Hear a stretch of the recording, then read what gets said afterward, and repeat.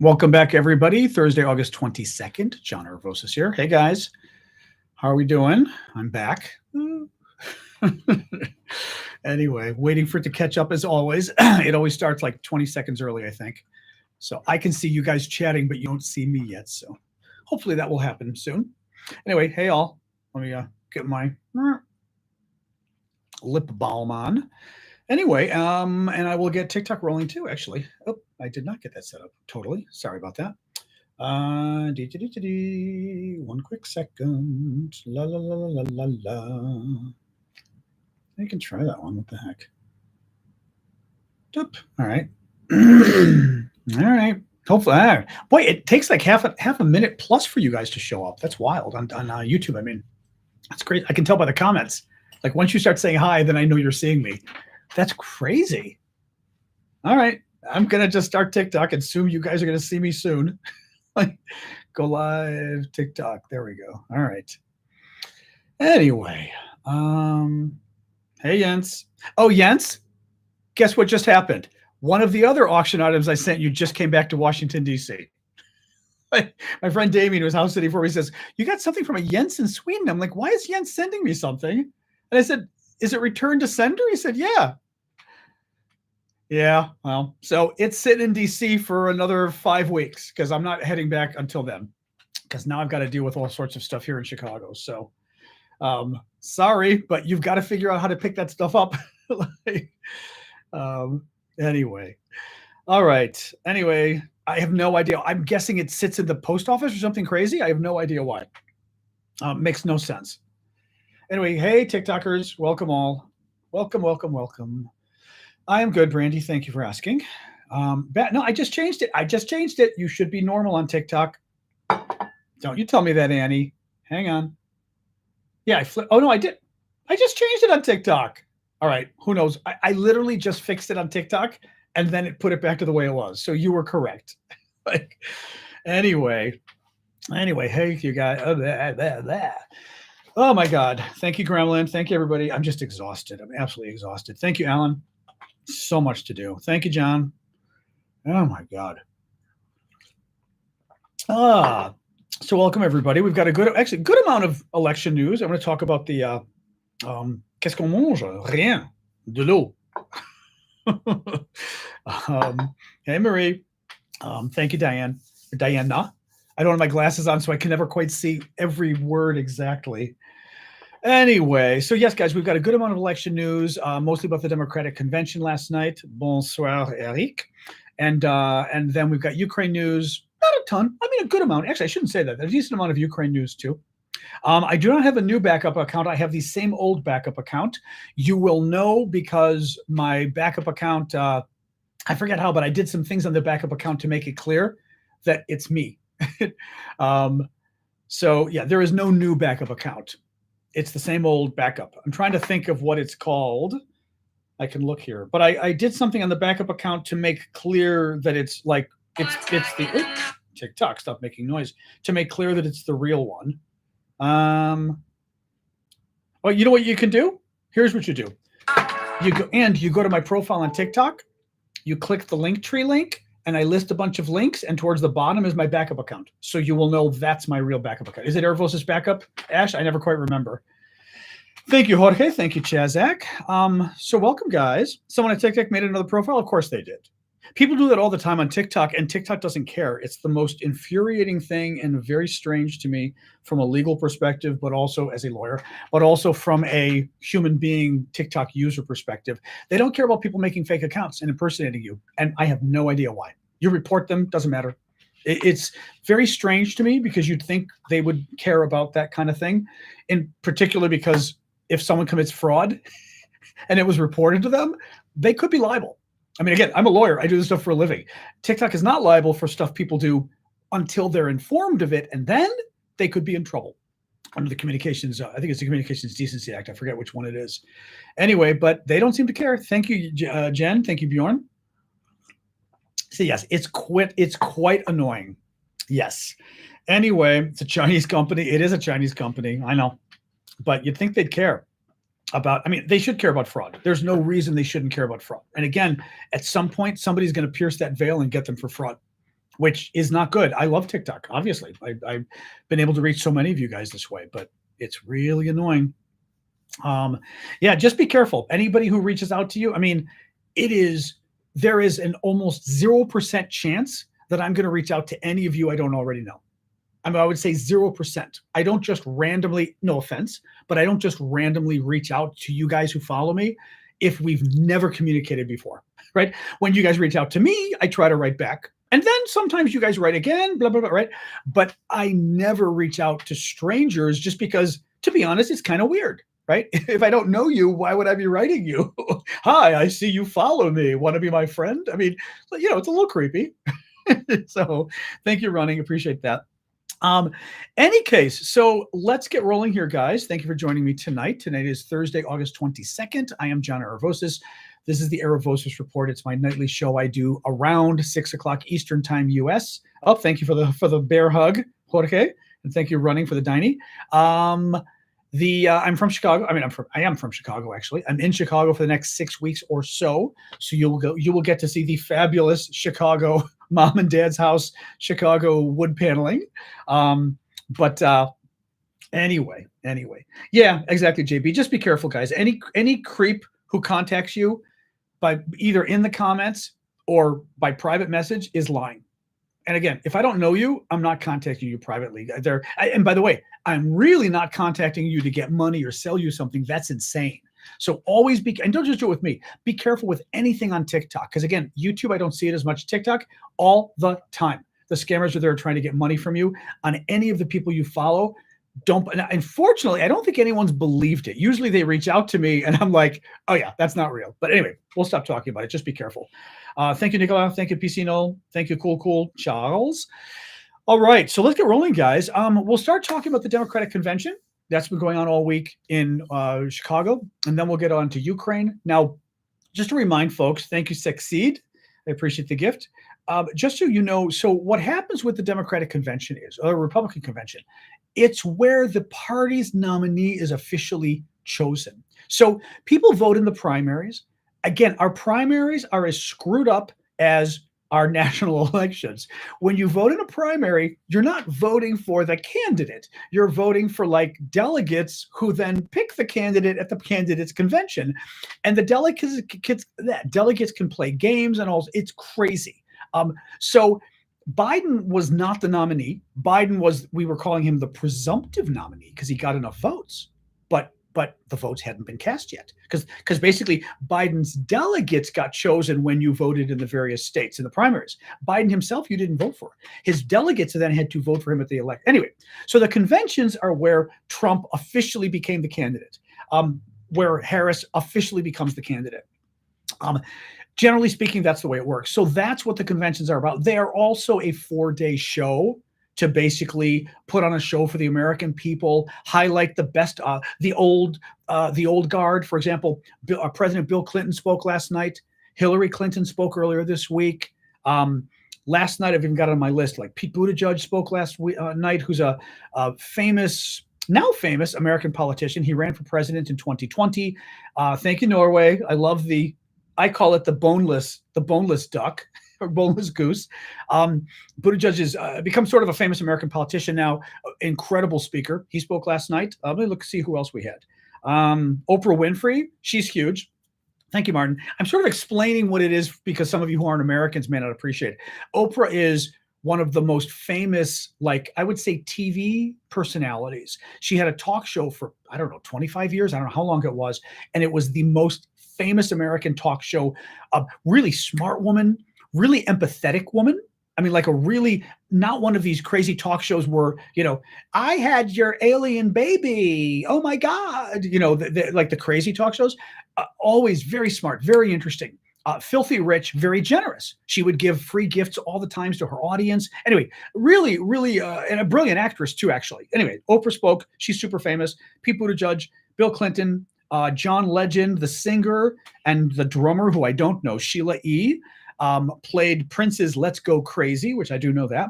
Stevie Wonder performed. He's a super famous American singer and pianist, African-American, blind, kind of famous for that too, because he's blind and is an incredible pianist. So Stevie Wonder played. And in any case, tonight they've got Kamala Harris, of course, is the big speaker tonight. There are a whole other number of people. I didn't actually go and write down the list. Gretchen Whitmer speaking, who's a well-known American governor, female. A number of other folks are speaking. I just didn't sort of get to all of them because honestly, I wanted to give you some interesting snippets of each person that did speak last night. I did not go. Thank you, Michael, for asking. It's in Chicago, and I'm in Chicago.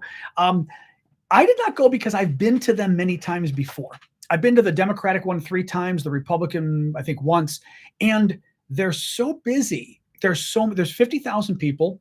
It can take you an hour and a half to get. First of all, you end up having to stay at a hotel 15 miles outside of town. So basically, I'd have to stay at my parents' house. I'd have to take a train into town. It would probably take me an hour plus to even get to the site from my parents' house, commuting back and forth every day, right? And late at night coming back. There's so many people that you literally can't see anybody. You won't see anybody famous. It would have looked good for me to be able to say, hey, look at me, right? I'm at the Democratic convention. I'm so important. But the substance, there would be no substance. You'd literally be watching the stage behind me and going, oh, that's so impressive.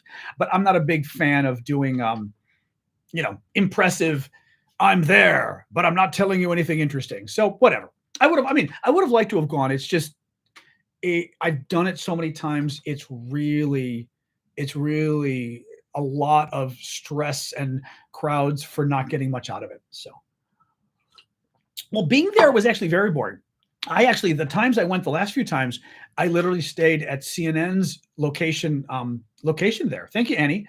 CNN and a couple of the other news stations set up like a restaurant cafe. They take over a local restaurant and they set up a local restaurant and take it over, and their invited guests can stay there and eat for free. They have like a smaller menu, but it's very good.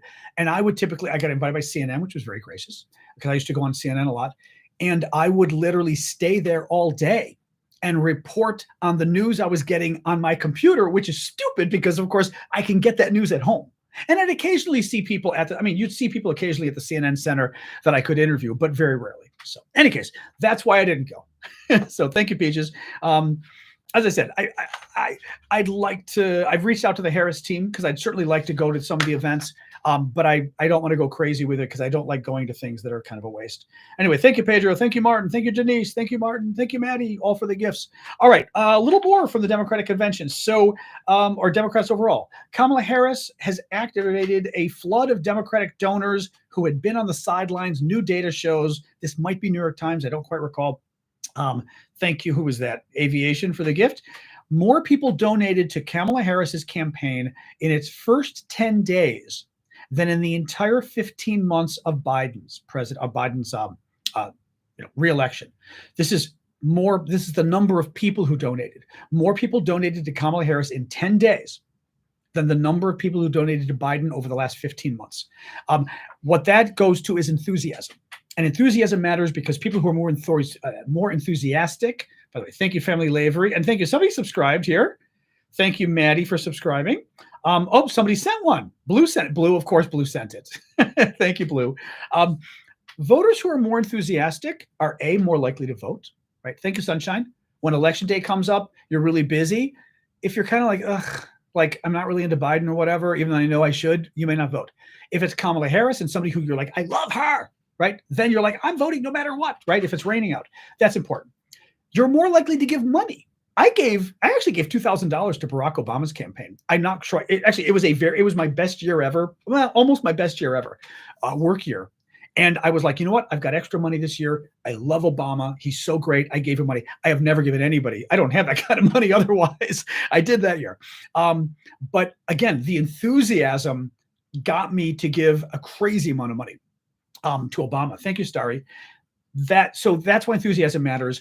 It gets you to volunteer. It gets you talking about the candidate. Your enthusiasm is infectious to other people, right? But with Biden, everyone was kind of going, not everyone, but a lot of people, I'm telling you, behind the scenes, me and my friends, we were all like, ugh, of course we're going to vote for him. Of course we're going to vote against Donald Trump. He's dangerous. But nobody sat there and went, oh, Biden, yay. I mean, I thought he's been a great president in many ways, but I didn't sit there and be like, yay, right? Kamala Harris, I'm kind of excited about, actually.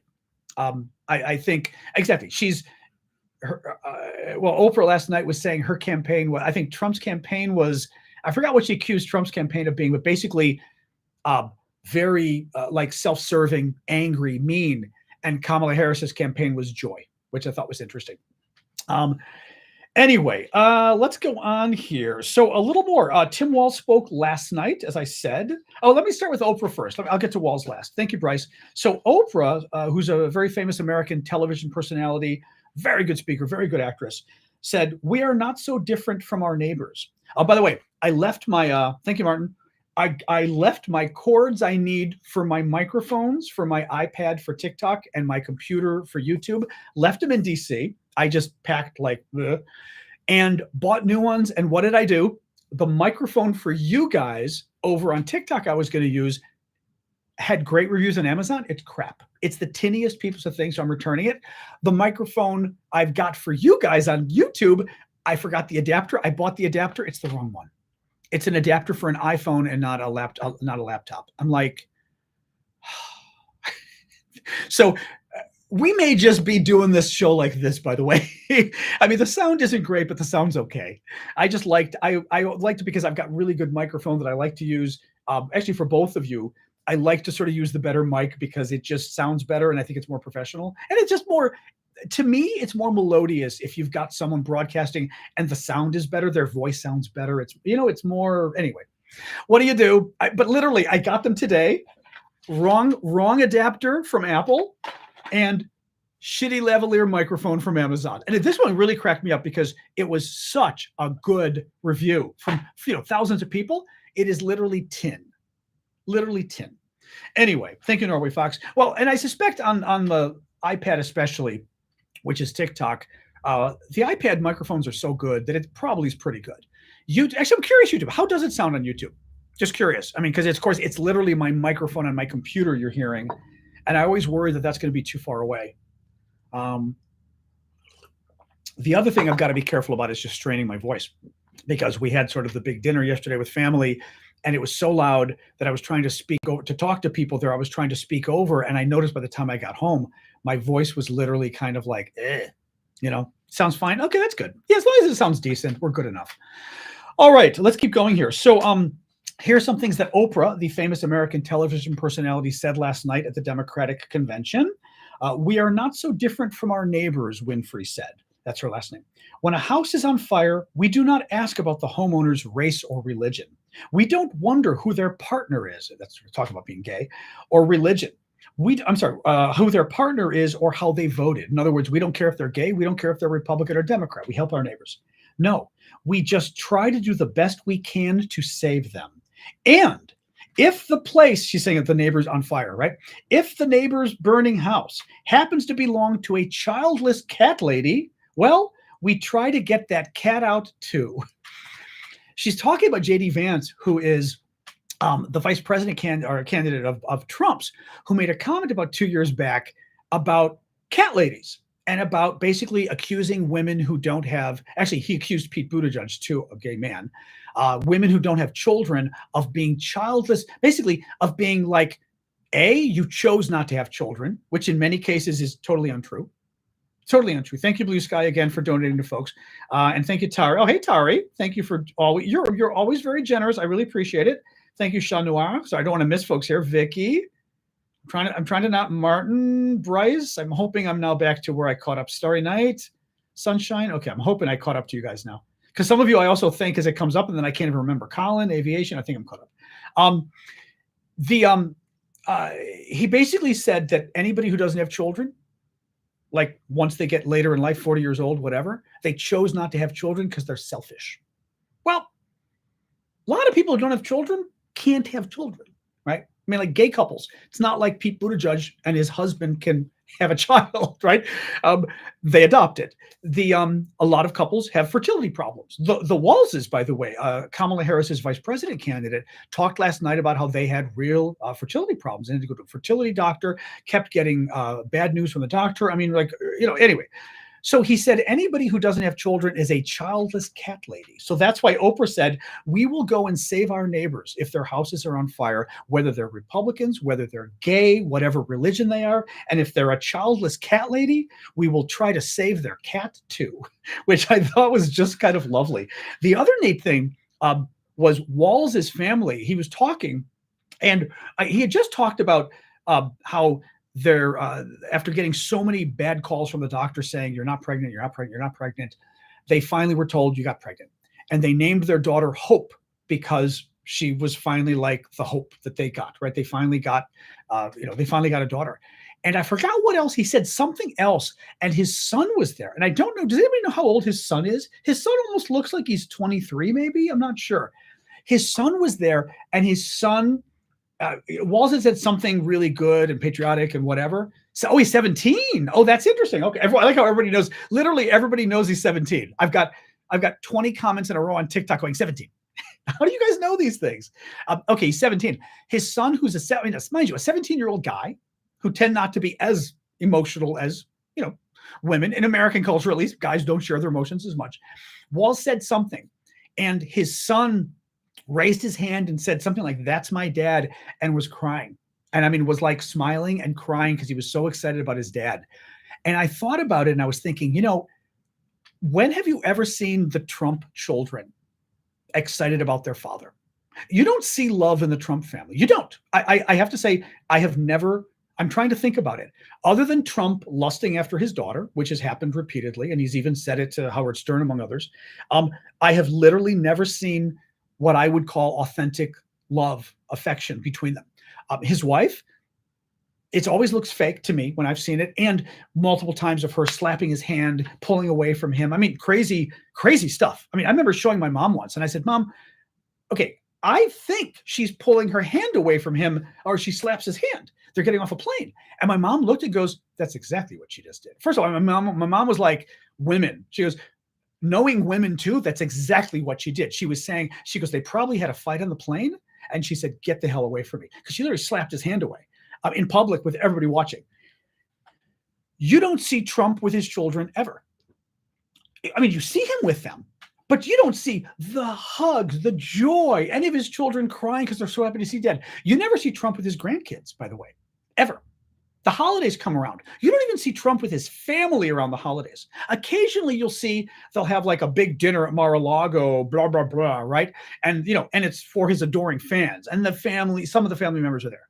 You literally never see the Trump family at a loving dinner, at a loving event, the grandkids on his, I mean, think about this, the grandkids sitting on his lap, right? And I mean, Trump's like, 1,000 years old. He's got lots of grandkids. You never see the grandkids sitting on his lap. I mean, it's just, it's, again, I think it's not just that he's old, of course. There's just something wrong there. There's no love there, right? And it was just really neat to see Walz's son be so like happy, emotional about his dad. It was really neat. Anyway, it was a neat moment. A little more here.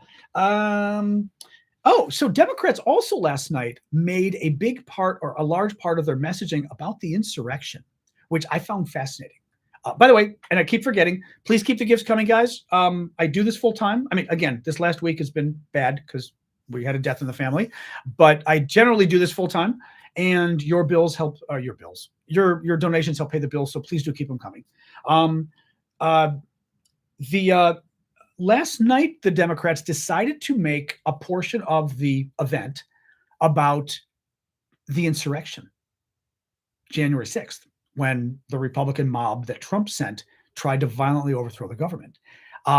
Very interesting. I mean, because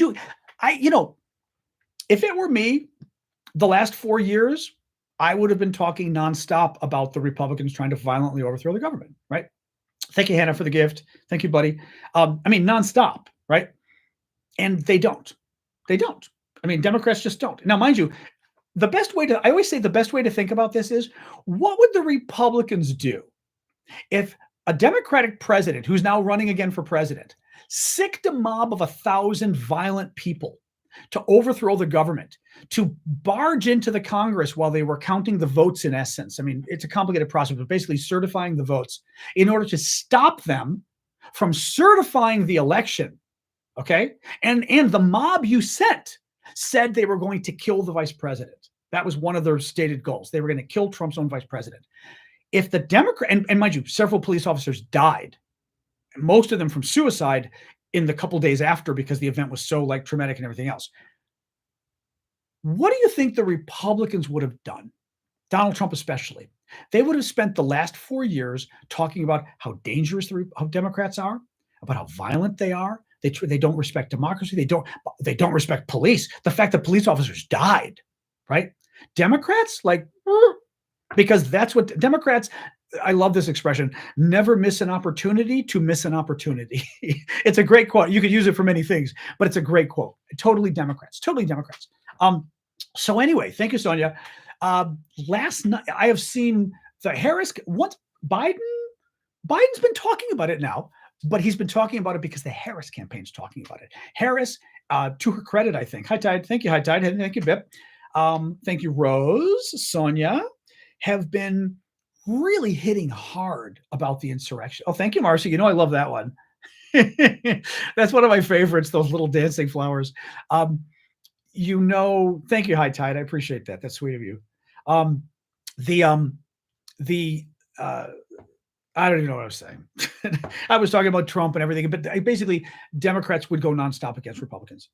Or Republicans would go nonstop against Democrats. So Harris's campaign has decided to make the insurrection a big part of their message and say, this guy's dangerous. He's unpatriotic. He doesn't believe in freedom. He doesn't believe in democracy, right? He believes in violence. He is violent. And last night they made a good chunk of the convention just that, which I thought was fabulous. Listen to this. This is from one of the papers. Democrats made the insurrection a part of the night. Aquilino Gonell, a former U.S. Capitol Police sergeant, in other words, the police at the Congress, said that Trump summoned our attackers who rioted at the U.S. Capitol on January 6, 2021, as Congress was gathering to count electoral college votes. Gonell, who immigrated to the U.S. from the Dominican Republic, that's in Latin America, near the U.S., when he was 12 and served in the Army, said that Trump betrayed us. We officers risked everything to protect innocent people. We were beaten and blinded. I was assaulted with a pole attached to an American flag.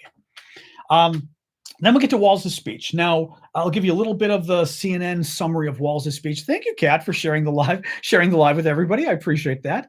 I got Marcy and High Tide. I got you guys. Listen to this from Walz. CNN talking about Walz is Kamala Harris's VP. He's a two-term governor and a former congressman, but he leaned into earlier positions on his resume: high school teacher, football coach, hunter, neighbor. He used his speech to make the case that Democrats are the party of freedom. Now, this is interesting. Thank you, Yayab, and thank you, Tari. The Republicans are usually the party that talks about they're for freedom, they're for democracy, right? America's democracy, fighting to save the world. Republicans don't believe in saving the world, and they don't believe in democracy, and they don't believe in freedom, and they don't believe in our troops anymore. Ironically, it's the Democrats who do now. Thank you, yeah, because that was never a Democratic forte. Democrats support the military, but a lot of Democrats on the left don't like the military, right? Now it's Republicans who don't like the military. Now Trump himself, right, who's called them suckers and losers. Now it's Republicans who like America's enemies. It used to be the far left of the Democrats who were like friends of the Soviets and would defend them and everything. And there's still a couple of them around. Now it's the Republicans. Oh my God. The Republicans always defend like Putin. They can't defend America's enemies enough, the Republicans, right? And even China. China Republicans can't stand, but Trump loves China because his daughter got a lot of patents and stuff from China. Thank you, Dark Phoenix. And I guarantee you, I would not be surprised if Trump were interested in trying to get a hotel or something from the Chinese and the North Koreans too, by the way. Thank you, user 336. He's been really sickeningly sweet. Trump has been with the North Korean dictator. And he's talked about it, his love affair. And they would write love letters to each other. I mean, no normal human being talks that way about the most brutal dictator in the world, which is North Korea, right? Thank you, Annie. It doesn't get worse in terms of dictatorships than North Korea. But Trump, of course, is in love with the guy. Again, I think it's probably because Trump is trying to, and he's mentioned, oh, you've got all of this beautiful beachfront property. Wouldn't it be great to develop? He actually said that. What do you think Trump is thinking in sucking up to the dictator of North Korea? I think he wants to develop the beachfront property, to be honest. Thank you, 62 and tired. So Walz says he's making the case that Democrats are the party of freedom. In Minnesota, we respect our neighbors and the choices that they make. And even if we wouldn't make the same choices ourselves, we've got a golden rule: mind your own damn business. Again, that used to be kind of a Republican thing about individual liberty. We don't, blah, blah, blah. Walz touched on Harris's policy positions on issues such as healthcare, abortion rights, and home ownership, and he did so in populist tones, at times reminiscent of the late Minnesota Senator Paul Wellstone. The Americans know who I mean. I've got a Wellstone story that I think I've told you guys. I'll tell you another time. But when he first got elected, I ran into him on the little trolley that connects the Senate offices to the Senate, to the Congress. And it was like 11 o'clock at night, and he was sitting in the car, and I walked up, and typically you wouldn't sit in the same car. It was this little trolley because it was a couple block distance, and it would take you kind of quickly underground. Thank you, Jonathan. And he was sitting in the car, and typically as a staffer, you'd go to another car. And I walked up, and I turned around. He goes, no, come sit with me. And I was like, oh, and I think I even said, it's okay. No, come on. I was like, okay, Senator. Really sweet guy. We talked in the trolley on the way. He then invited me to walk with him to his office, and we talked outside his office for like 15 minutes at 11. This was now like 11:15, 11:30 at night. I basically warned him about how bad things were in Congress and how basically don't be naive, because he was so enthusiastic and optimistic, but I thought he was a little naive. And as a 25 or 26-year-old congressional staffer, I had a 20 or 30-minute conversation with Paul Wellstone about just, this place can be deadly. Do not take it for granted. Watch the knives in the backs. And he was telling me of all things, I forgot how, but telling me of all things about his parents. That is a fake account, Leroy. Yep, they're all fake accounts, and TikTok doesn't care. I've reported them all. TikTok just doesn't care about fake accounts. I don't know why. It's very upsetting. But yes, it's fake. Feel free to report it. Feel free to report any transaction they have with you, because they're probably trying to scam you, is my guess. But anyway, Paul Wellstone, final story there. He was telling me about his parents and how they've been messaging everybody. Yeah. They're trying to scam you, probably out of money. Yep. And TikTok won't do anything about it. Yay. But final point for Wellstone is, he told me, I forgot how, but he told me, he said, his parents immigrated from Russia. Thank you, Pam, or Soviet Union, I should say. Soviet Jews, and he was so sad because they didn't get to see him elected to the U.S. Senate, and he said they would have been so proud to see their son. Again, they're Soviet emigres, Russian Jews escaping Russia because the Soviets were horrible overall, but to Jews especially. The Russians are still super anti-Semitic. They're horrible towards Jews. They hate a lot of people. They're also big racists too. His saddest sort of thing was that his parents didn't see him make it to Congress. Lovely guy. I mean, really. And it's kind of fun because those are sort of I will say, as much as I, in a way, hated working on the Hill because of the cutthroatness, there were moments like that were kind of amazing, that you could sit down with a U.S. Senator for 20 minutes and have this serious conversation. And that also was a sign of who the guy was. He was just such a nice guy that he would sit down and say, come to my office, let's keep talking, Thank you, sir. And I think he also knew, because I told him how dispirited I was, and that was part of it for him. Thank you, Running. Part of it was basically trying to sort of buck me up, which was kind of, again, the guy didn't know me. It was and actual final point, I was working for a Republican senator at the time. So he's a Democrat. He knows I'm a Republican staffer.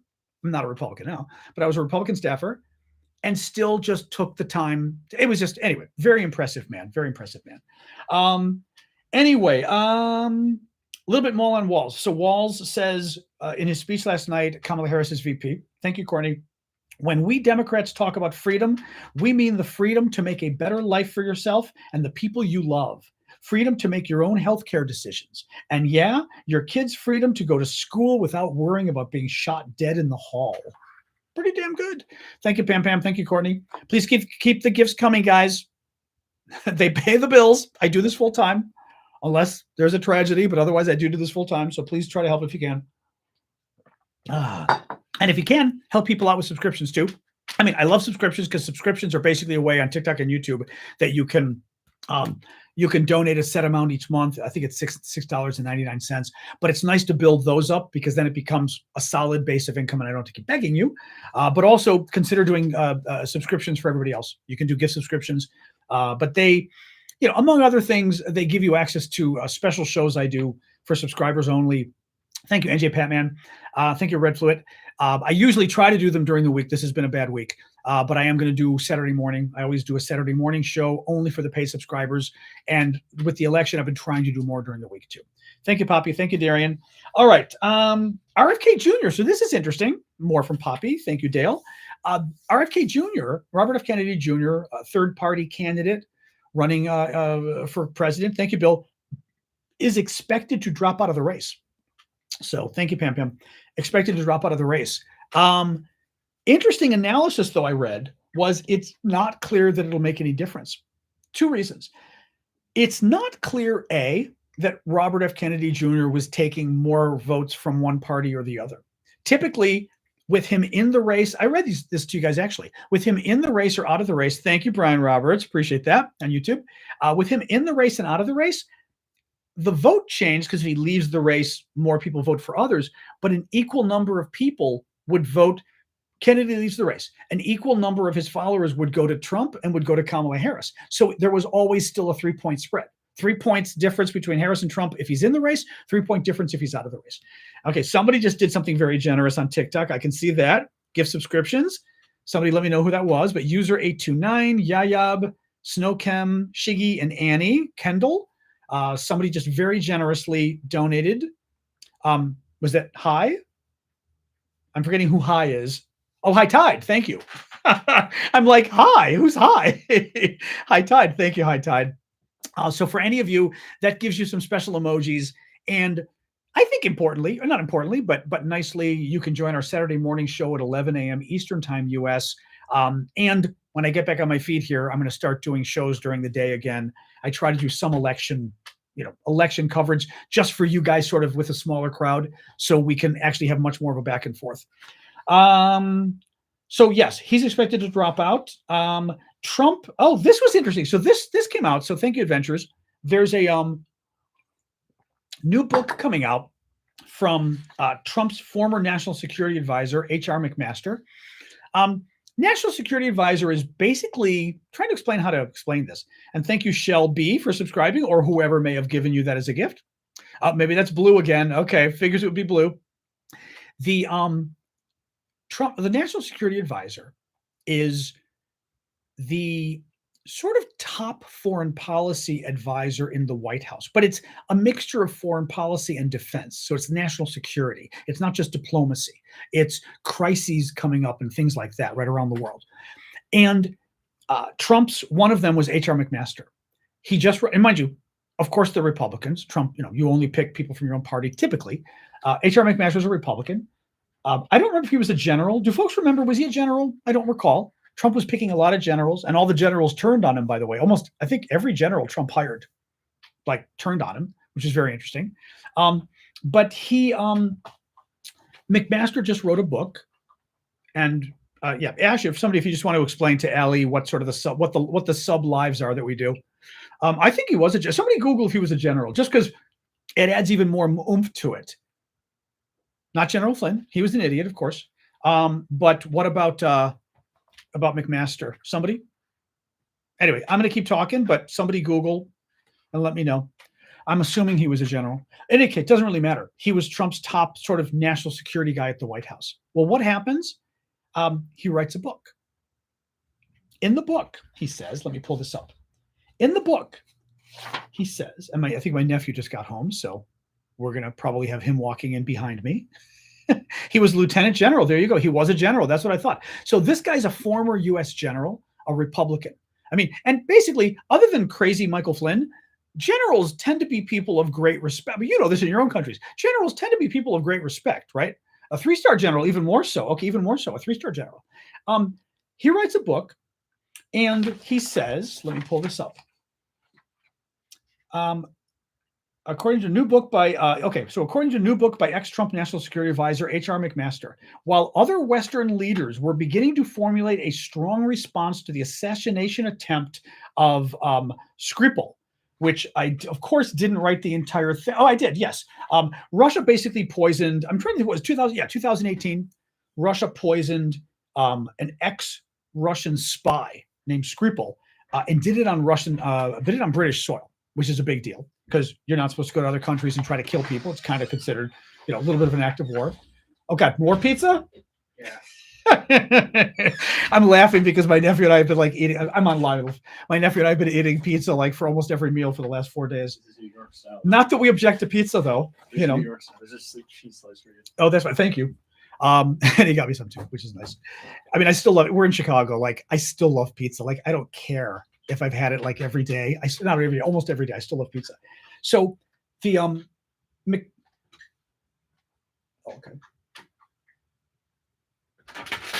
Oh, there she is. Okay, sorry. I thought my dog was doing something. I was making sure she's not. Okay, good. Sorry, I've got dogs here too. My dog. Got to be careful. Does my nephew look like me? In some way. Some people think. I like rocks and fossils. I don't know if any of my nephews like rocks and fossils. You like rocks and fossils? Yeah. Oh, he says yes. Okay, maybe we've mentioned it before. I don't know that I knew that though. I'm certainly the one who likes rocks and fossils. That's for sure. So anyway, Skripal. So Skripal is a Russian spy, like defects to the UK, and Putin tries to poison him. Big deal. The West is trying to formulate like a coordinated response among all the Western countries to basically stand up to Putin, because it's kind of an act of war. You don't go into other countries and assassinate people. Like, that's kind of a big deal. Thank you, Dawn. So what does Trump do? Let me pull this up. McMaster says in his new book, while other Western leaders were beginning to formulate a strong response to the assassination attempt, McMaster says Trump sat in the White House fawning over a New York Post article with the headline, Putin heaps praise on Trump, pans U.S. politics. Trump, according to the book, wrote, mind you, Putin just tried to kill this guy in Great Britain. It was a huge scandal. All the Western countries are trying to organize, and the Brits are trying to get everybody on the same page to stand up to Putin, show a strong face against him. What does Trump do? Trump reads an article in the paper that says Putin said very nice things about Donald Trump. So Trump writes an appreciative note on the article. He gets a copy of the article, writes an appreciative note to Vladimir Putin with a black Sharpie, and asks his national security advisor to get the clipping to Putin. Putin just tried to assassinate somebody. The Brits, our closest ally, which the Brits are America's closest ally, come to us with all the other Western countries and say we need a coordinated sort of stand against Putin to tell him this is not acceptable. Trump turns around and sends Putin a love note. Thank you so much for saying nice things about me. Well, here's the thing. If you try to kill somebody and if you try to do something bad and people are trying to admonish you to let you know, oh boy, you better not do this again. If somebody sends you a love letter instead, you know that person doesn't care that you tried to kill the guy, right? This is the kind of crap he did. I mean, this is the kind of crap Trump, and again, it is treacherous. It is treasonous. It is un-American. He loves America's enemies. He does not love America. Thank you, Richard. He really doesn't like the troops. Called them suckers and losers. And we know this because another general who was Trump's former chief of staff at the White House, former American general, Republican, Marine Corps general, not that all generals aren't good, but a Marine Corps general was like really serious, said that Trump called our troops suckers and losers for volunteering, because he said, what kind of an idiot would go to war? Like, who would go to war? That's stupid. Like, why would you risk your life? And said specifically that our troops who were killed in action or captured and became prisoners of war were suckers and losers for getting captured and killed. Again, Trump's own general chief of staff of the White House said this. And again, I will say, Democrats being bad at messaging, Democrats never talk. I mean, I talk about it a lot. Democrats never talk about it. Trump wouldn't even visit the troops in Europe when I think it was Memorial Day, probably, or it was either Memorial Day or D-Day or whatever it was. But Trump's in Europe and commemorating the death of our troops. Might have even been the end of World War II. I don't recall, but one of the big days for the war. And Trump refused to visit our troops. He refused to visit our troops. The dead troops at the cemeteries, because he just kind of didn't like them.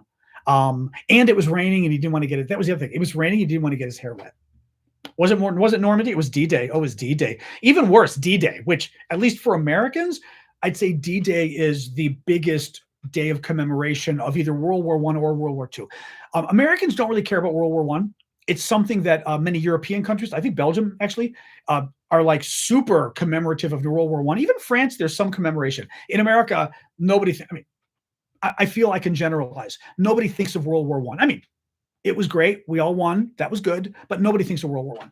World War II, we really think it was World War I. Okay, again, whichever one it was. Okay, I don't know which one it was. Just so you know, though, for World War II, we care more. And D-Day would be, which is the day that the troops invaded Normandy, would be the biggest. In any case, it doesn't really matter which war it was. It was our war dead. Trump was there. It was a big commemoration of the war dead, and Trump didn't want to go because he thought our troops were suckers and losers for getting killed, and he didn't want to get his hair wet because it was raining. And again, imagine if a Democrat had done this, you would be hearing about it every day of every year. Democrats don't talk about it because Democrats are really bad at messaging. So anyway,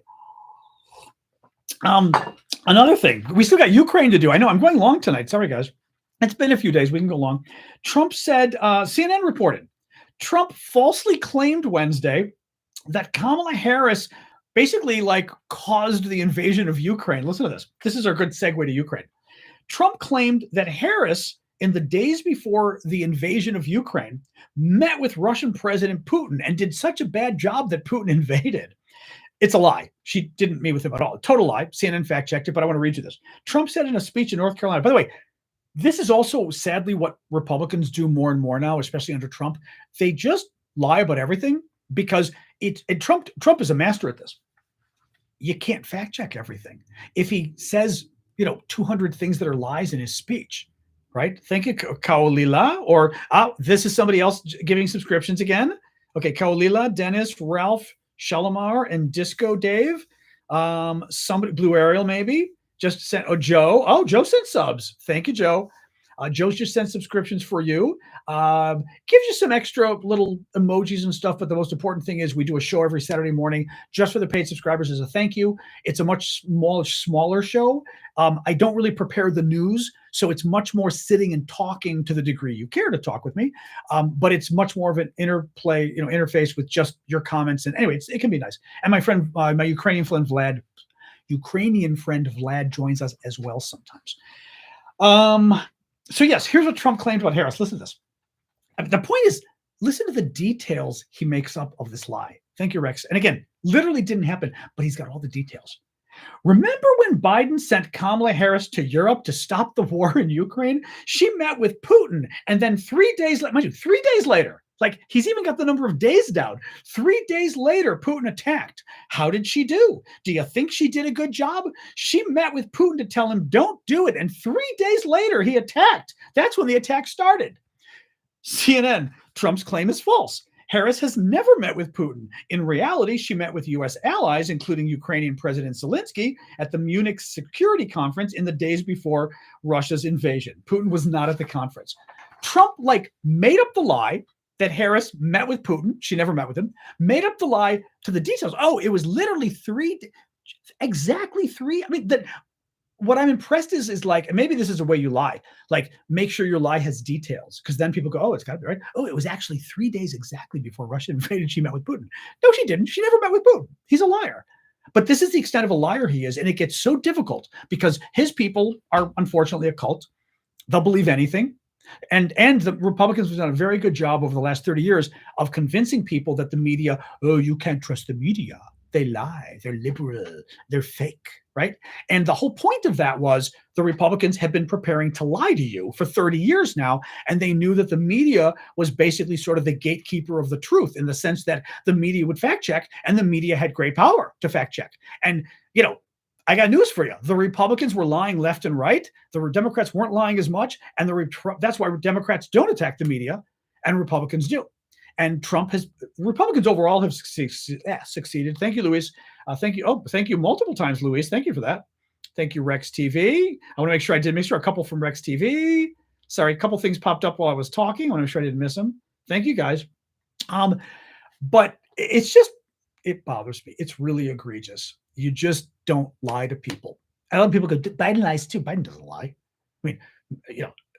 You could probably find an example, maybe, and I'd have to Google it, of Biden stretching the truth occasionally. Okay. Every speech, does he tell dozens of lies? No.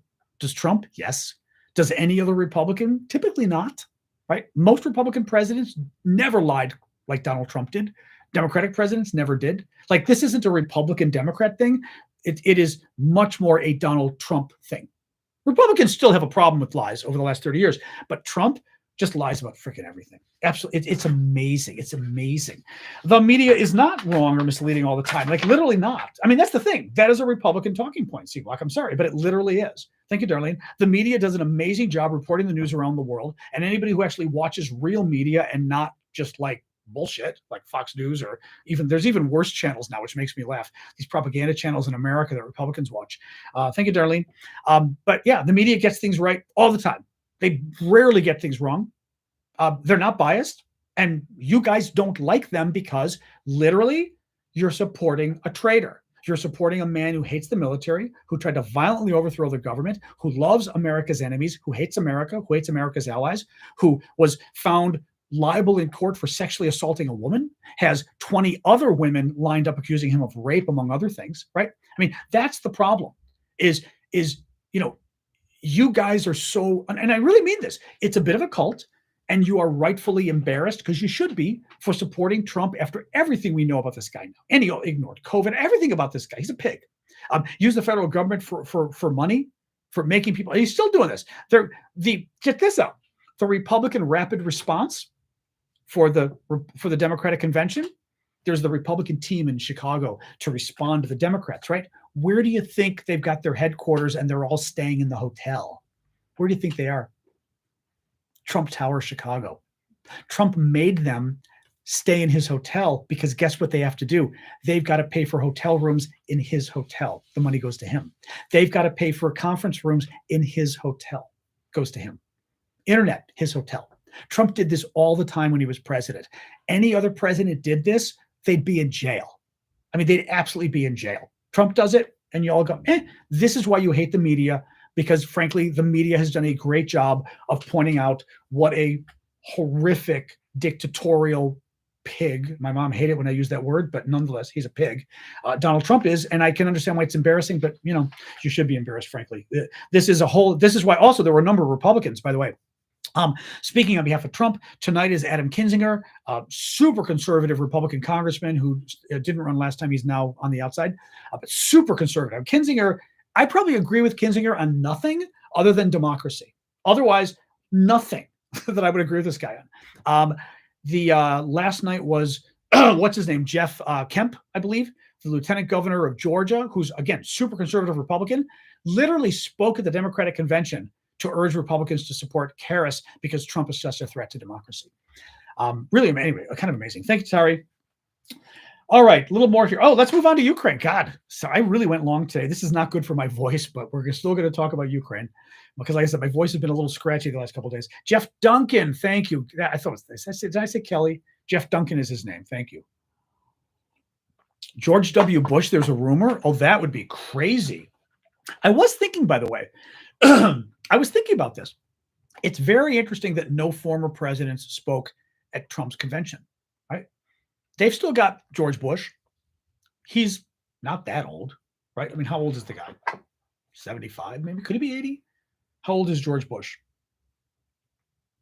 George W. Bush 78. He's 78. He's not that old. I mean, he's healthy. He didn't speak at Trump's convention. At Kamala Harris's convention, she got Clinton. She got Obama. The two, living Democratic presidents. The only other Democratic president around is Jimmy Carter, who is literally, is he 100? I mean, he's in hospice care. He's in a wheelchair. He can't go speak. How old is Jimmy Carter? Jimmy Carter is 99. Oh, he's 99. There you go. I was close. He's 99. And he's wheelchair ridden. I mean, he's, his grandson spoke. That's but his grandson spoke. But think about it. Two Democratic presidents spoke on behalf of Kamala Harris. The one Republican president refused. Even worse, Trump may not have wanted him. The Republicans, this is interesting too. The Republicans hate their former presidents now because their former presidents were actual Republicans. They believed in national security. They believed in national defense, right? They believed in, frankly, family values. They believed in religion.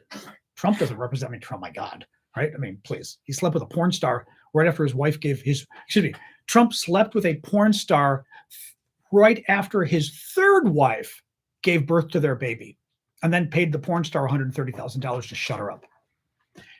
And Republicans are like, yay, I'm a religious conservative. I love the guy who screwed the porn star. I mean, they don't care.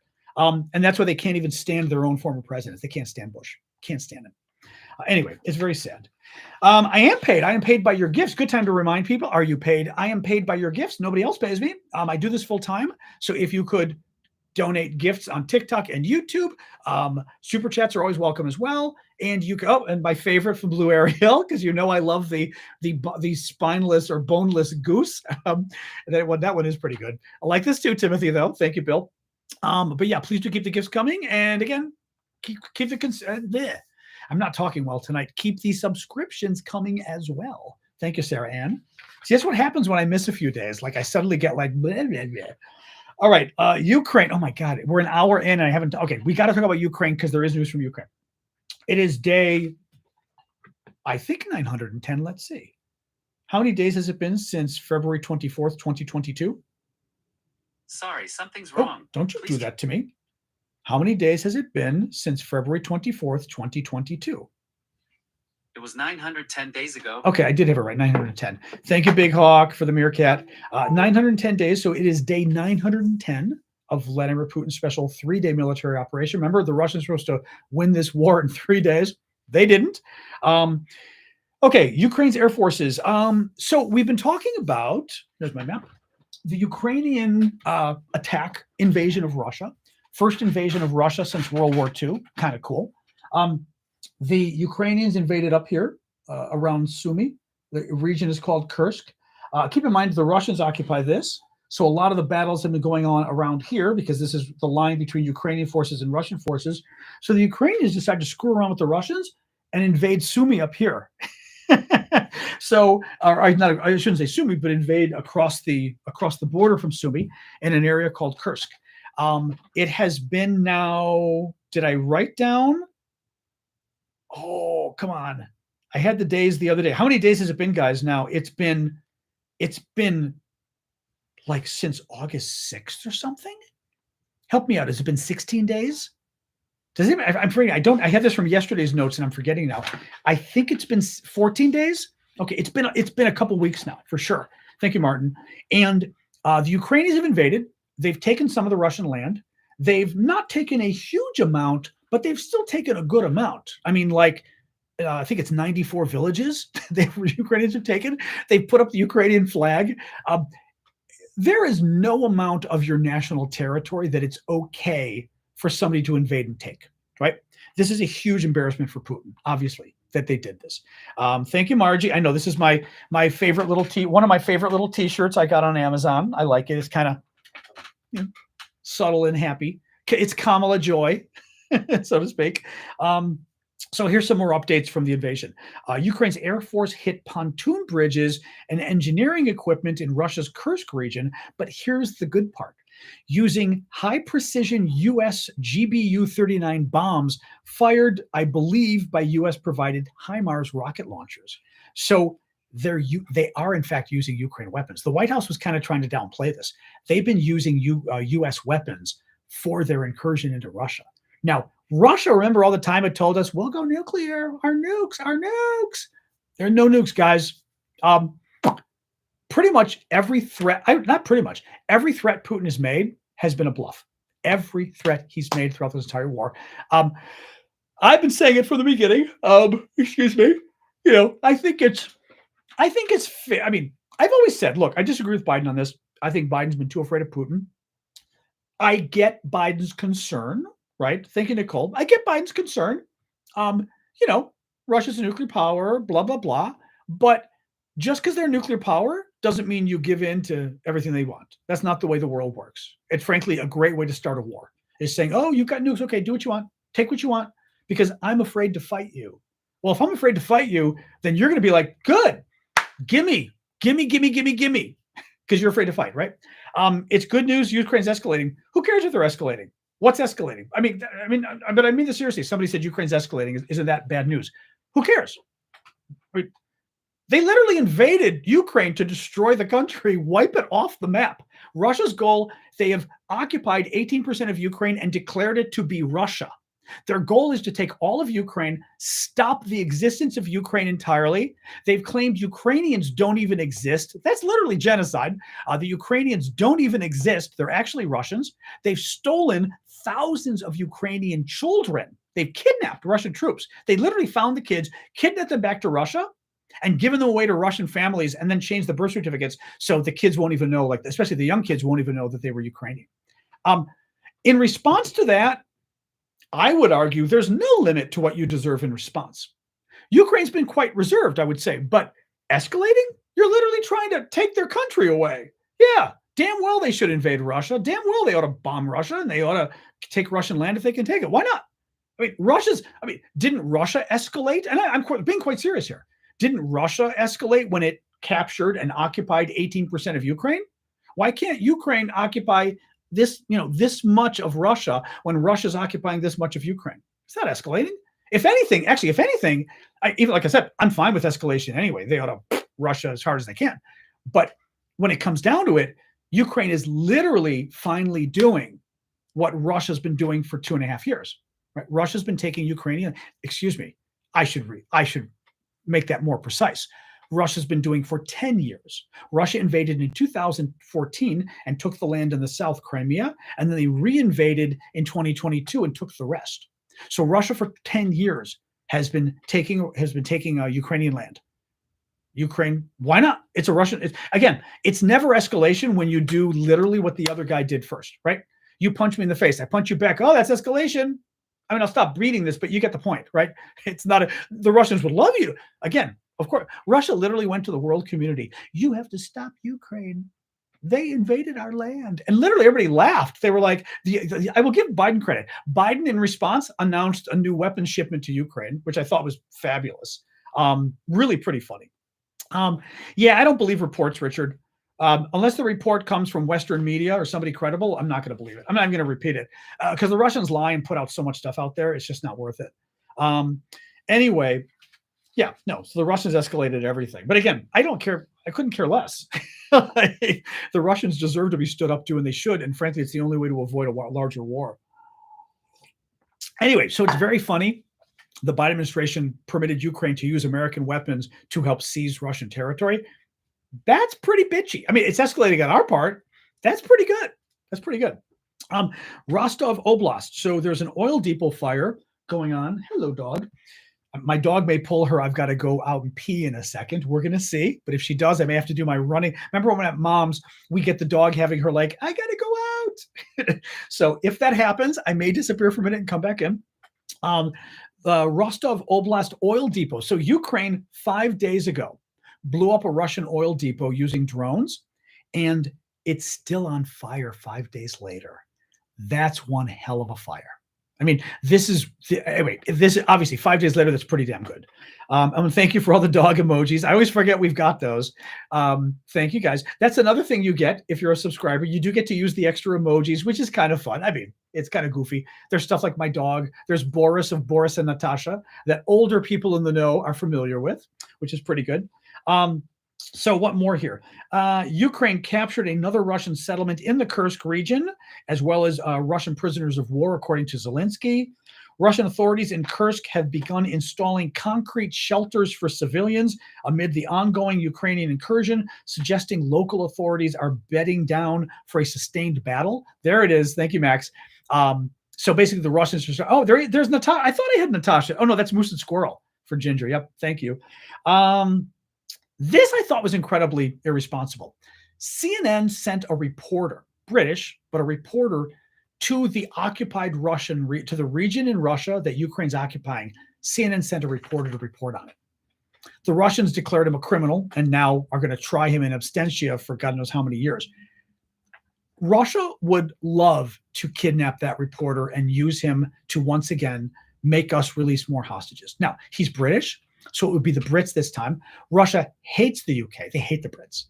They hate the Brits almost as much as they hate us. I'd say, in a way, and thank you, Gio, for subscribing, or whoever gave the gift subscription, perhaps. I'd say, in a way, the Russians might even hate the Brits more than us. They've got some weird You guys have told me it's like Crimea in the early 1800s or something. I don't even know what. There's some weird fixation the Russians have with the Brits, and they hate them. I mean, mind you, the Brits had a really big, cool empire of countries that have done very well. Russia had a shitty empire of countries that haven't done very well. But nonetheless, it's kind of weird. But the fact that CNN is sending a reporter to Russia, and especially the occupied area, strikes me as incredibly stupid. I think it's irresponsible. I just think it's irresponsible. So anyway, all right. What else we got here? Beep, beep, beep, beep, beep. Ukraine launches a counterattack in Kharkiv. So in a little bit further to the east, Ukraine's launched a counterattack, moving ahead a couple kilometers, which, isn't great, but better than losing. Sevastopol, it was something about Crimea, but I don't know what happened down there.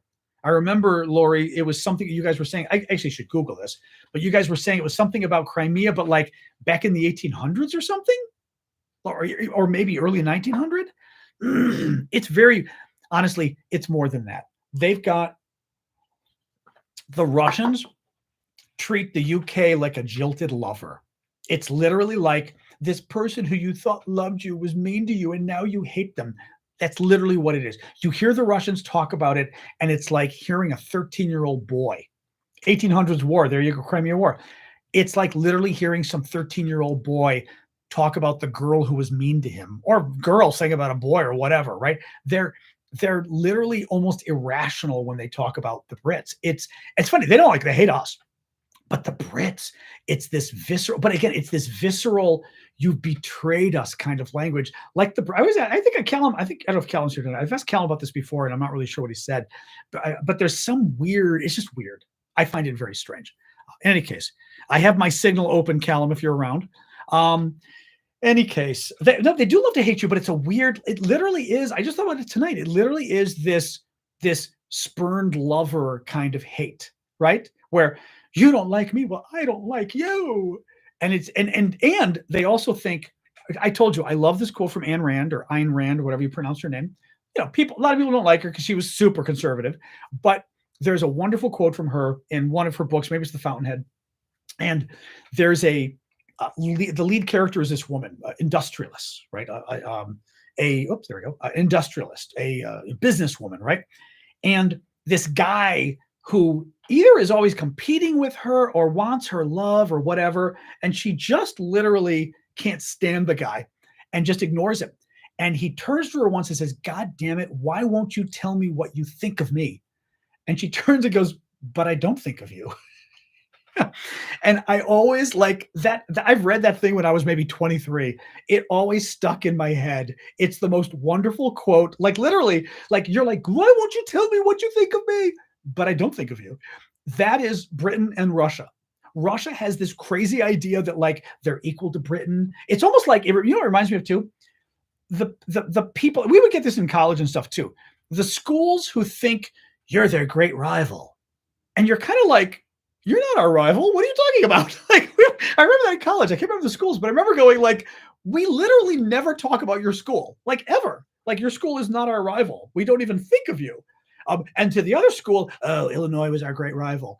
It's the same kind of thing. It's just a very funny, but it is unrequited love. It is also,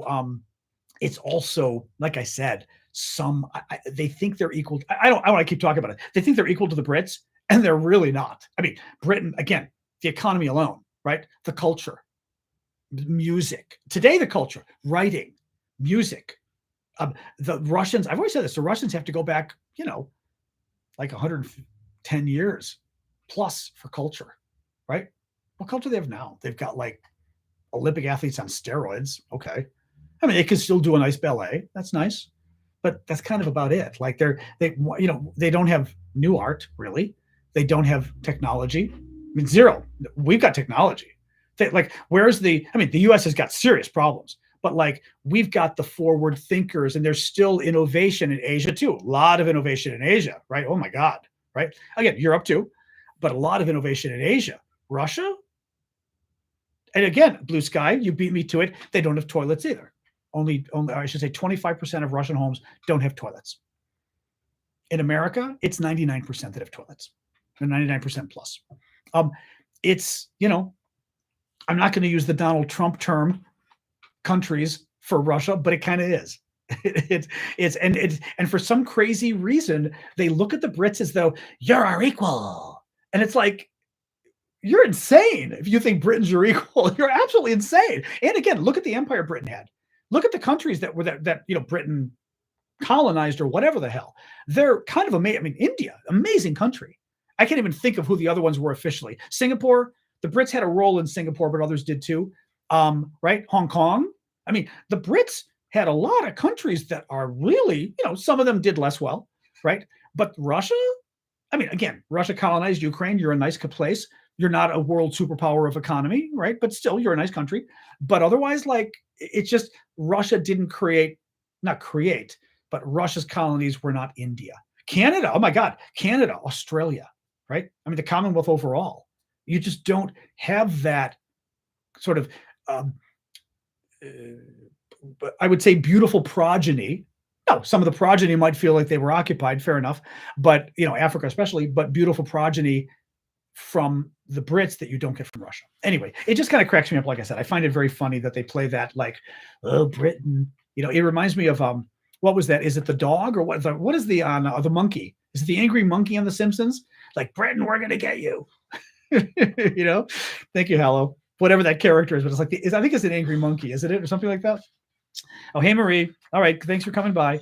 Oh, the Crimean War started with Russia's invasion of the Turkish Danubian principalities of Moldavia and now Romania.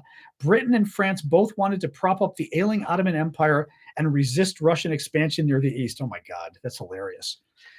Thank you, Cecil. I appreciate it. Okay, 2 more quick stories. This is not good, I will tell you. I'm telling you that, again, I try to tell you the truth.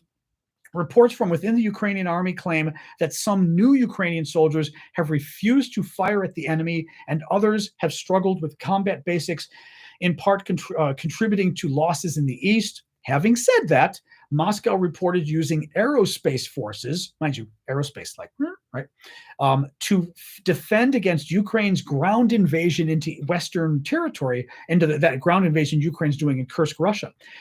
The British Ministry of Defense said this likely demonstrates continuing personnel shortages. In other words, when you need guys on the ground to fight on the ground, to stop the Ukrainian troops on the ground from taking your towns, you tend not to send in the Air Force as the guy to fight on the ground. You send the Air Force in planes, right? But you don't send them as the guy on the ground. That's what Russia's doing because they don't have enough men. So that's at least a good sign on the Russian side. Finally, Ukraine hit a train ferry in Krasnodar Krai, so Russia. The port located on the Chushka Spit in Russia's Krasnodar Krai, but here's what matters, is one of Russia's largest passenger ports. Its main task is to serve the Kerch ferry crossing into Russian-occupied Crimea. What's important about this is it's a main ferry used, train ferry, so train and ferry, used to get goods and people into Russian-occupied Crimea in the south. So that's pretty good. It could be Cree. It says Krasnodar Krai is how it's spelled in English. So I don't know why they say AI, but that typically would be I in Russian. So, all right, that's it for the news, guys. Let's talk for a little bit. We've already gone an hour 15, so I'm going to tell you I'm not going to go too much longer. And I want to snarf a little pizza away from my nephew, but we can talk a little bit. And the Kerch Bridge is closed again. That's funny. That's funny. Oh, it's how it's spoken in English. Oh, we say Cree. Oh, that's funny. Okay. Sorry. Thanks, Richard, then. I just sort of read the transliteration and go, if it's K-R-I-A-I, it's cry. What else, guys? Oop, my dog's asleep under me. It's very cute. I've got her big bed under me by the table, and she loves to sit here with me. When I'm working in general, she sits here, but during the show, she's always sleeping underneath. It's very cute. Probably not deep dish. We don't get a lot of deep dish. I like deep dish. It is not something Chicagoans typically eat, however. And it's funny because everyone assumes when Chicagoans talk about pizza that we're talking about deep dish. Rarely. I mean, Ashley backed me up here, but I love deep dish pizza, but we never eat it. You know what I mean? But do you ever eat? Do you eat it often though? Watch Ashley say she does. But do you eat it often? Usually we order pizza and everybody wants a thin crust. Yeah, we get thin. Exactly. We get. I probably prefer deep dish, but people tend not to. People prefer to get the the thick style, the deep dish. The thin crust, which is one that you'd be more familiar with around the country. It's kind of funny. Deep dish is its own wonderful thing, though. Tavern style. That's interesting. Oh boy, yeah. Deep dishes went out of town. That's true. We did it for my nephew's kid's baptism. We did, because it's not like he has a ton of money. He's doing okay, but you know what I mean? They're a newlywed family, so to speak, and did his son's baptism, and we held it at Giordano. We held the dinner afterwards at Giordano's for the family, which was great. And we got deep dish because that's Giordano's. It was very good. I like Giordano's. But so we'll occasionally do it. But also my guess is my nephew probably likes deep dish like I do. So he was like, we're doing deep dish. It's never fast, but it's always good. Yep. Yep. Oh, I don't even know, Marion. Marion's being Marion again, asking me hard questions. What is the most effective Republican Fox News criticism of the DNC convention? I've not been following their criticism, so to speak, so I'm not sure. I don't know. The close-in mic? There is no mic. Popping and boomy bass for me? You mean the convention? Sorry. Rick was saying that the mic is causing popping and boomy bass. Although that's not really a convention. That's not really a criticism of the convention that works with. In other words, what would be a criticism that works with the public?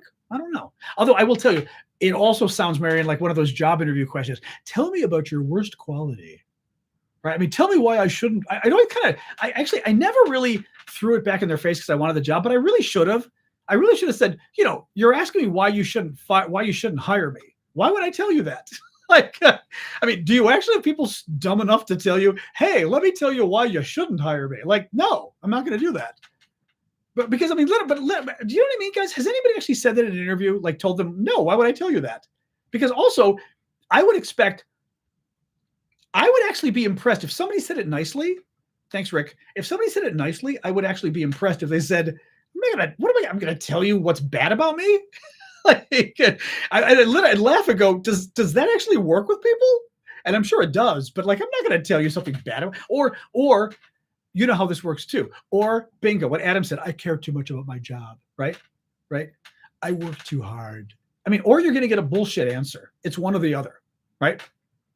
Or someone's dumb enough to say, well, I do tend to, what do you do? I tend to come in late a lot. I get drunk before I come into work. I just find the whole thing freaking hilarious. I just find it very funny. So anyway,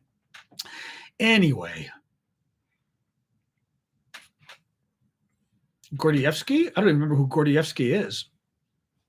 Double Duck was asking, is it Gordievsky is the reason Russia dislikes the Brits? Thank you, Randy and Fred and Hazel for the heart puff. You're too honest and they bother you. User 609 says, tell them you're too honest and they bother you. My fault is that I'm too honest and you're kind of annoying me with this question. That's funny. Double agent. That's interesting. No, it is. I just found it. I always got nervous about it, but I think as you get older, you kind of think, really? I would kind of laugh and go, I realize that it may not get me the job, but I'm not going to tell you something bad about me. And if I am, it's going to be bullshit because I'm going to then twist it to make it good. We know how this works.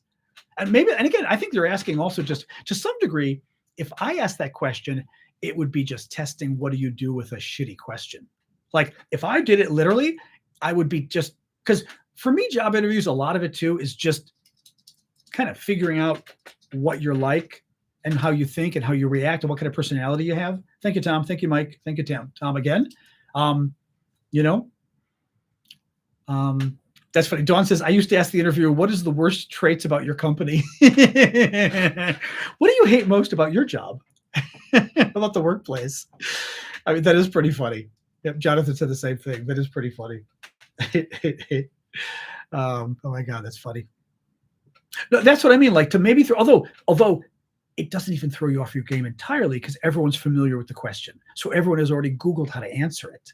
But I still think I enjoy, actually, I did it at Georgetown. I was, where I went to graduate school and law school at the Foreign Service School, best in the country for international affairs, I will say. We were rated again this year, in foreign policy. But I got to sit for the oral exams you have to do, and it terrifies us. It's an hour with 3 experts in their specialty, and I got to do it with the Ukraine the defense experts who wrote their papers on Ukraine and the war, and it was so much fun. And again, I asked them, can I be difficult? And they said, oh yeah, go for it. And I said, I'm not going to be mean, but I want to be really hard, because Marion knows this, in the law school, you are taught to be really hard, because that's how you, first of all, that's how you educate someone and make them better, right? But you also, it tests them. So and what was funny, which annoyed me, I think one woman in particular was just obsequious. She would say something and I'd push her and she'd go, yeah, you're right. And I was like, and I kind of should have told her, I'm actually not right. I'm pushing you and you keep caving. But I thought if I did that, I would really freak her out. But I did have them write it in the review after. I passed her. She was good enough. I thought she was a little weak, but she was good enough. But I wrote in the review that, I kept pushing you and you kept caving. Like, if you're briefing a senior government official and you think you're right, don't tell him he's right.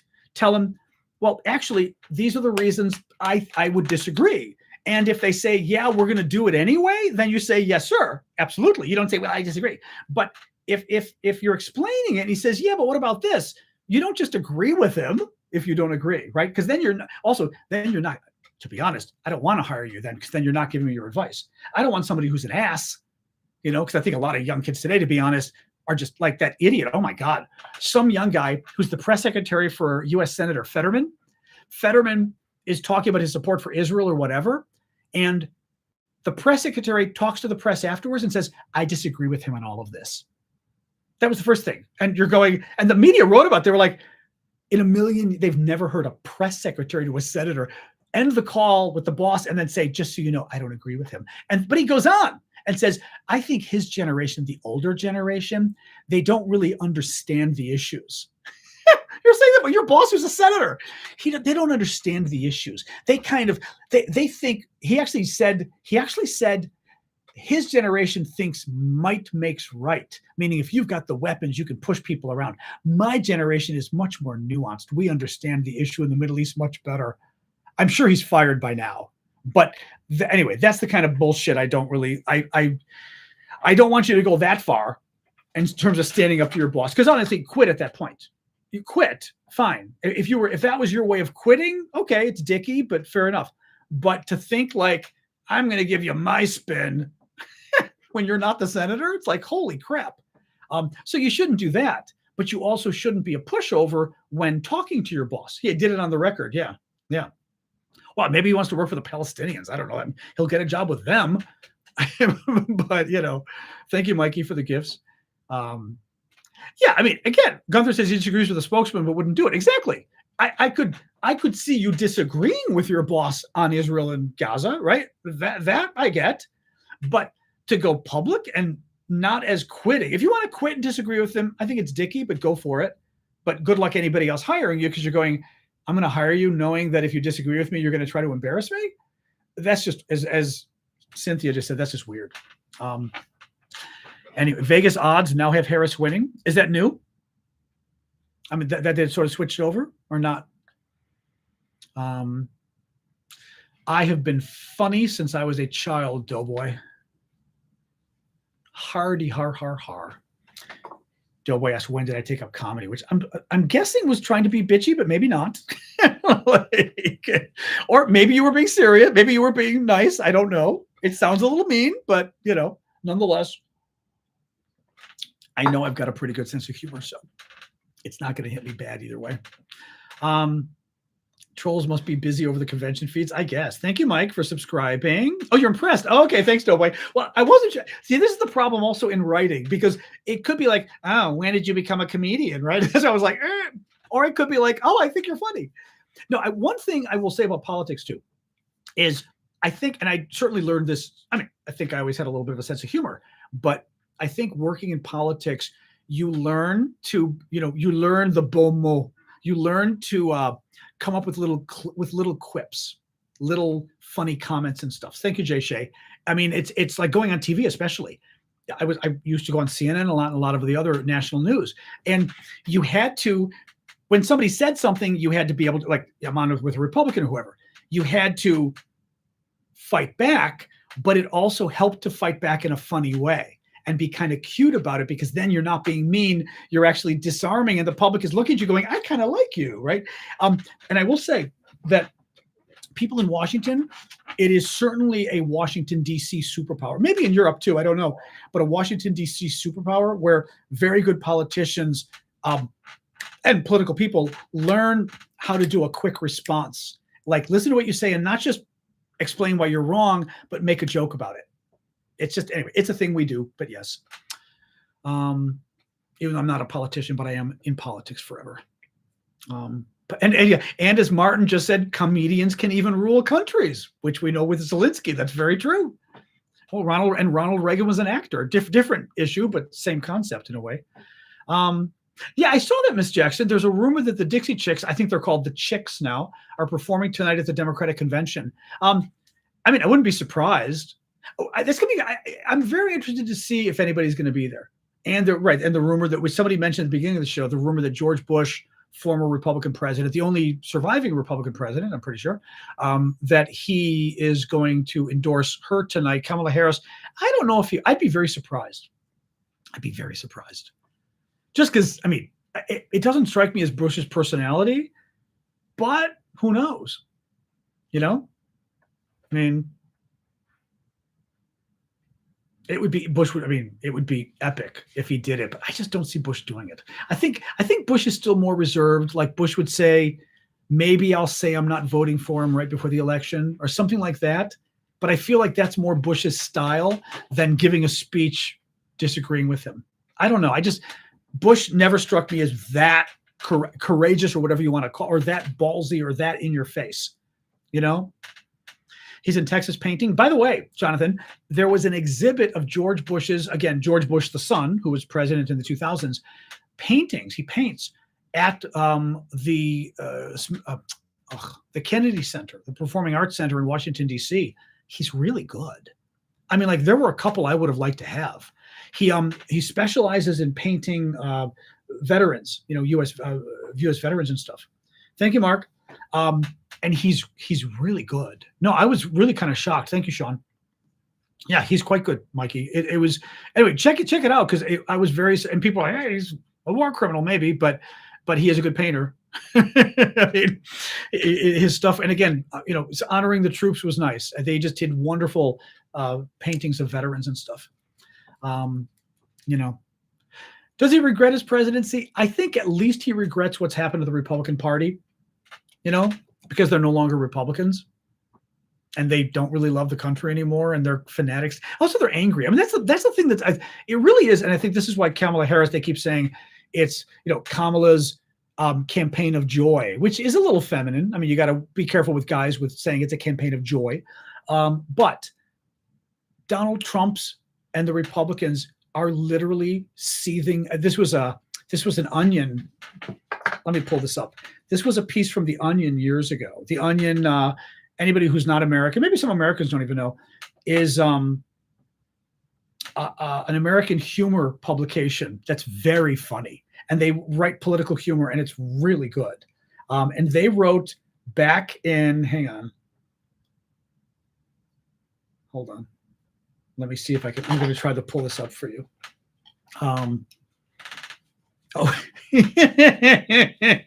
Okay, it's a YouTube video, so I can't show you, or YouTube's going to get mad, but I can show you the title of the video and the video. They did this in 2016, about the 2016 election with, I think this was 2016. It might have even been earlier, but I think it was Trump running. And it was basically about how the Republicans literally have just become the party of anger. This is the video they did. Look at the title. I will show you guys. After Obama, it's after Obama's victory. This is 2008. After Obama's victory, shrieking white-hot sphere of pure rage is the early GOP frontrunner for 2016. So this is 2012.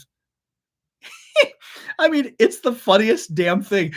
What is it? Shrieking white-hot sphere of rage. is the early front runner for the Republican candidate for president. I mean, you just can't do better than that. But that is unfortunately what the Republican Party has become. And I mean, it certainly works with a lot of people, which is why they tried to violently overthrow the government. They've got a very scary, angry, violent part of their party, but Democrats don't. I mean, Democrats, that might be a fringe part of the party, maybe. You have the angry people, but they're not the mainstream of the party. And especially Kamala Harris's campaign, it's about hope, it's about the future. Talk about crazy guy who tried to overthrow the government because he is running for president. But the Republicans, think about it. I mean, Trump's campaign, Trump's White House, Republicans in Congress, they're just nasty. There's just something mean and angry about them, you know? Any case, all right, guys, we're at an hour and a half. I'm going to sign off so I can get some pizza. And so I can save my voice because it's been an hour and a half. Thank you, Skywalker. Thank you for joining me tonight, guys. Thank you for the gifts on TikTok and YouTube. Thank you, mods, as always. And I will see you all tomorrow night. Today's Thursday. Tomorrow's Friday, 6 o'clock Eastern time, US, 5 o'clock Chicago time, where I am now. And Saturday morning, I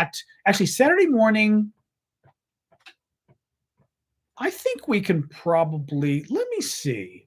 We can probably do 10 a.m. I'm going to try 10 a.m. Usually I would do 11 a.m. because it was easier, but I'm waking up early enough. Maybe let's try 10 a.m. this Saturday. And if it feels a bit early, we'll push it back. I mean, I'm sorry, not 10 a.m. The normal time, 10 a.m. Chicago time, 11 a.m. Eastern time. But I may move it earlier because it was, last time I remember when I was in Chicago, it got a little, like once I adjusted the time, because the time change is an hour difference than from DC. But once I adjusted, doing my show on Saturday an hour early was like I was running, trying to get coffee and food, and I'm like, so, and you know, you don't need me any more than I already am. So, all right, guys, thank you for the gifts. And I'm smelling my nephew put like nice little Danish in the oven too. So I got to go see what he's doing. We call Danish rolls, like dessert rolls and things. Ironically, in America, we call them Danish. I'm going to guess you Danes came up with them. That's my guess. In any case, all right, guys, have a good night. I'll see you all tomorrow. Thank you as always. All right. And